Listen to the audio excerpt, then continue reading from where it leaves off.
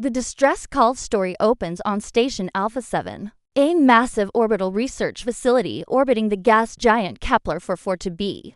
The station houses multiple alien species, working together on deep space exploration projects. The facility's lower levels contain the water processing systems that keep the station operational. Dr. Vera Moss, a human xenobiologist, works the night shift in the research labs.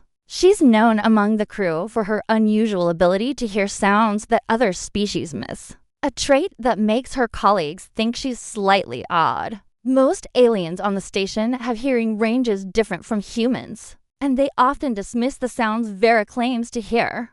During a routine equipment check, Vera hears something strange echoing through the station's walls, a faint, rhythmic, tapping sound. The alien crew members, including Commander Grix Atal, insectoid being and engineer Nail, a crystalline creature, insist they hear nothing unusual. They suggest Vera's human ears are picking up normal station noise, but Vera knows better. The tapping follows a pattern: 3 short, 3 long, 3 short. It's an old Earth distress signal. OS. But how could anyone else on the station know this ancient human code? Following the sound through the station's maintenance tunnels, Vera discovers it's coming from the primary water storage tank in Section C. The massive tank, filled with thousands of gallons of recycled water, shouldn't have anything living inside it. Yet the tapping persists. When Vera reports her findings, the station's command dismisses her concerns. Commander Grix explains that the water tanks are sealed systems, monitored by automated sensors. Nothing could be alive inside them. The other crew members agree, suggesting that Vera's human imagination is getting the better of her. But late that night, when the station is quiet, Vera returns to the water tank alone. She places her ear against the metal wall and hears not just tapping, but something else, a weak, desperate voice calling out in broken English.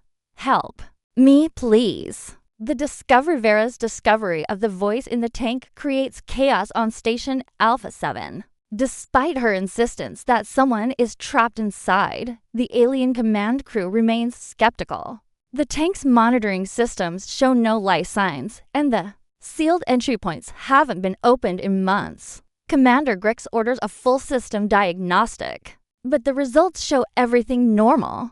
The water temperature, pressure, and chemical composition are all within acceptable ranges. The automated systems detect no foreign objects or life forms inside the massive tank. But Vera doesn't give up. She spends hours by the tank, learning to communicate with the trapped being. Through the metal walls, she discovers that the voice belongs to someone named Kira, a member of an aquatic species called the Delaney. Kira explains that her people were once common in this sector of space, but their homeworld was destroyed in a cosmic disaster decades ago. Kira tells Vera that she was captured by space pirates and sold as a living water filter. Her species naturally purifies water through their biological processes. The pirates sold her to a black market dealer who secretly installed her in the station's water system. She's been trapped there for 3 years, kept barely alive, forced to clean the station's water supply. The revelation horrifies Vera. The station has unknowingly been using an intelligent being as a living water filtration system. When she brings this information to Commander Grix, the alien leader is disturbed but explains the legal complications. Without proof, they cannot take action against whoever installed Kira. The station's water systems are managed by an external contractor, Titan Corp, which has powerful legal protections. Vera learns that Titan Corp has been providing biological water processing systems to stations across the galaxy. The company claims these systems use simple organisms, but Vera now suspects they're trafficking intelligent aquatic beings like Kira. Meanwhile, Kira's condition is deteriorating. She explains to Vera that her people need specific minerals and compounds to survive, things that aren't present in the station's recycled water. She's been slowly dying, and the tapping was her last desperate attempt to contact someone, anyone, who might help. The other station crew members while sympathetic to Vera's story, worried about the legal and economic consequences of challenging Titan Corp. The station depends on the water processing system to survive, and replacing it would cost millions of credits and take months. But Vera makes a decision that will change everything. She begins secretly researching Titan Corp and discovers a network of similar installations across the galaxy. Her human persistence and refusal to accept the status quo drives her to dig deeper than any of her alien colleagues would dare. The investigationverse investigation into Titan Corp reveals a horrifying truth that spans across multiple star systems. Using her access to the station's communication networks, she contacts other research facilities and discovers that many of them use similar biological water processing systems from the same company. Her human tenacity proves crucial in this investigation. While her alien colleagues are content to accept corporate explanations, Vera questions everything. She discovers that Titan Corp has been operating for 50 years, always providing the same mysterious but effective water purification systems. No other species has bothered to investigate what these biological systems actually contain. Through encrypted communications, Vera reaches out to Dr. Emma Walsh, a human marine biologist on Station Delta 9. Emma confirms that she too has heard strange sounds from her station's water systems, but was dismissed by her alien colleagues. Together, they begin documenting evidence of Titan Corp's operations. The investigation reveals that the Delany weren't the only species being trafficked. Titan Corp has been harvesting aquatic beings from dozens of different worlds, selling them as living filters to stations across the galaxy. The company has built its entire business model on the fact that most spacefaring species don't question the source of their technology. As long as it works, Vera discovers that the Delany homeworld wasn't destroyed in a natural disaster, as Kira believed. It was deliberately attacked by Titan Corp's mining operations, which contaminated the oceans and forced the surviving Delany to flee. The company then captured the refugees and sold them into what amounts to slavery. Meanwhile, Kira's condition continues to worsen. She tells Vera about her people's culture, how they were peaceful explorers who helped purify the oceans of many worlds. The Delany had never developed advanced technology because they lived in harmony with their environment, which made them easy targets for exploitation. Vera faces a moral crisis. She has evidence of a galaxy-spanning trafficking operation, but no legal authority to act. The alien command crew, while sympathetic, explains that interfering with Titan Corp's operations could result in the station losing its water supply and facing massive lawsuits. But Vera's human nature refuses to accept this situation. She begins planning a rescue operation, knowing that she'll likely face serious consequences. Her alien colleagues warn her that humans are known for their impulsive behavior and tendency to act on emotion rather than logic. Commander Grix pulls Vera aside for a serious conversation. The insectoid leader explains that while he admires Vera's compassion, her actions could endanger the entire station. The crew depends on the water system to survive, and challenging Titan Corp could result in retaliation that affects hundreds of lives. Vera realizes that this is exactly why the trafficking operation has gone undetected for so long. Each station prioritizes its own survival over investigating suspicious systems. The aliens' logical approach to problem solving makes them reluctant to take risks that might backfire. But Vera also realizes that this is where humanity's seemingly irrational traits become strengths.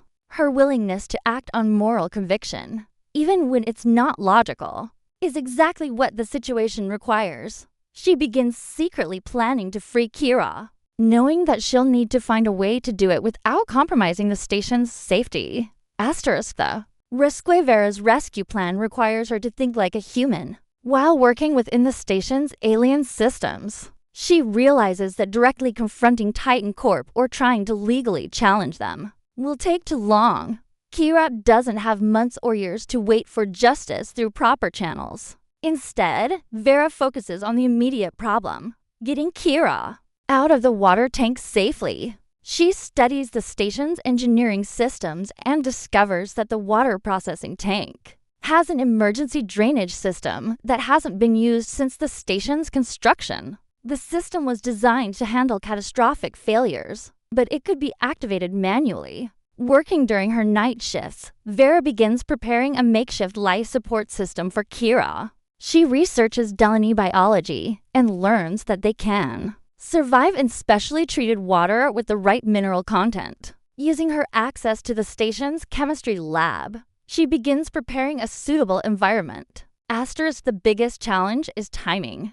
The drainage system will trigger alarms throughout the station, and Vera will have only minutes to extract Kira before security arrives. She also needs to ensure that Kira survives the drainage process. The Delaney has been weakened by years of captivity and might not survive the stress of rapid environmental change.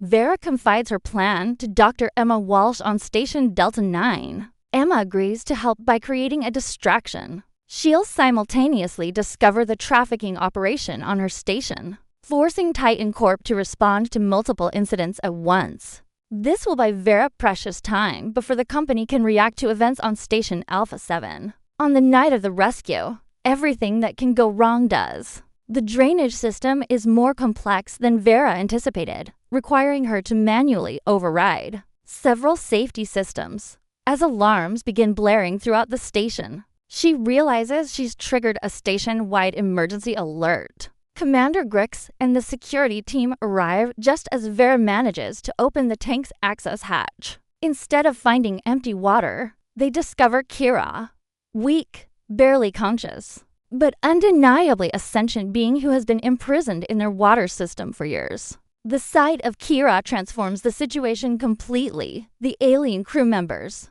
who had been ready to arrest Vera for sabotaging station systems, are horrified to realize they've been unknowingly complicit in enslaving an intelligent being. Commander Grix, despite his earlier caution, immediately orders medical assistance for Kira. But the rescue creates new problems. With the primary water processing system offline, the station has only days of water reserves. Titan Corp responds swiftly, demanding compensation for their damaged property and threatening to cut off all support services. They claim that Vera has committed theft and sabotage, and they want her arrested. Kira, though weak, manages to communicate the locations of other Delaney prisoners throughout the galaxy. She provides Vera with information that could expose Titan Corp's entire operation. But using this information would require coordinated action across multiple star systems. The station faces a crisis. They can't restore their water system without either returning Kira to captivity or paying Titan Corp millions of credits for a replacement system. The company has them trapped in a legal and economic stranglehold. But Vera's human perspective offers a solution that her alien colleagues haven't considered. Instead of fighting Titan Corp through legal channels or trying to negotiate with them, she proposes a different approach, exposing them through the galactic media and turning public opinion against them. This strategy puzzles the alien crew members, who prefer direct, logical solutions to problems. But Vera understands something about galactic society that they don't. Most civilized species, when confronted with clear evidence of slavery and trafficking, will respond with moral outrage rather than legal calculations. The liberation Vera's media strategy succeeds beyond her wildest expectations. Working with Dr. Emma Walsh and other human researchers across the galaxy, she coordinates the simultaneous release of evidence from dozens of stations. The story of Kira and the other trafficked aquatic beings spreads rapidly through Galactic communication networks. The human approach to the crisis, focusing on moral outrage and public pressure, rather than legal procedures, proves incredibly effective. While alien species tend to work through official channels and established authorities, humans instinctively understand the power of public opinion and media pressure. Within days, Titan Corp faces protests outside their facilities on dozens of worlds. Spacefaring species that had never questioned the company's biological processing systems now Demand investigations. The company's stock value collapses as clients cancel contracts and governments launch inquiries. What makes the campaign particularly effective is that it's led by humans from multiple stations working together. The other species begin to understand that humanity's seemingly chaotic approach to problem solving, acting on emotion, taking risks, and refusing to accept that's just how things are, can be incredibly powerful when applied to the right situation. Kira recovers slowly in the station's medical bay, carefully nursed back to health by Vera and the station's medical team. Through her, they learn more about the Delaney culture and the true scope of Titan Corp's crimes. Kira reveals that there are Delaney communities scattered across the galaxy, refugees from their destroyed homeworld who have been struggling to survive. The Galactic response to the trafficking revelation is swift and decisive. Multiple governments launch joint operations to raid Titan Corp facilities and rescue the imprisoned aquatic beings. The company's executives are arrested, and their assets are frozen. The biological processing systems are shut down across hundreds of stations. But this creates a new challenge. Hundreds of space stations suddenly need new water processing systems. The solution comes from an unexpected source. The rescued Delaney and other aquatic species offer to work voluntarily as water purifiers, but as paid employees with full rights and proper living conditions. This arrangement benefits everyone. The stations get effective water processing. The aquatic beings get meaningful work and fair compensation. And the galaxy learns a valuable lesson about the importance of questioning convenience systems. That seemed too good to be true. Vera becomes something of a celebrity, though she's uncomfortable with the attention. What interests her more is the broader change in how species interact with each other. The incident forces the galactic community to confront uncomfortable questions about exploitation and the assumption that primitive species are somehow less deserving of consideration. The story concludes with Vera visiting a newly established Delaney colony, where Kira has become a leader in helping her people rebuild their culture. Kira thanks Vera not just for rescuing her, but for showing the galaxy that sometimes the illogical human response, acting on moral conviction rather than practical calculation, is exactly what's needed. Commander Grix visits Vera before she leaves Station Alpha 7 for a new assignment. He admits that he's learned something important about human behavior. What other species see as impulsiveness and emotional decision-making, he now understands as a willingness to act when action is needed, even when the logical course would be to wait for perfect solutions. The final scene shows space stations across the galaxy with their new water processing arrangements. Former slaves now working as respected employees. Their tanks redesigned as comfortable living spaces with observation windows, where visitors can learn about aquatic cultures. The galaxy has been changed by one human's refusal to accept that suffering was just the way things work. The story ends with Vera receiving a message from another remote station, where someone has heard strange sounds in their air recycling systems. She smiles, knowing that the galaxy still has injustices to uncover, and humans will continue to be the ones stubborn enough to investigate when something doesn't seem right. Theme. This HFY story celebrates humanity's tendency to act on moral conviction and question established systems, showing how traits that other species might see as flaws, impulsiveness, emotional decision-making, and refusal to accept status quo, can be exactly what's needed to solve problems that logical approaches have failed to address. Asterisk.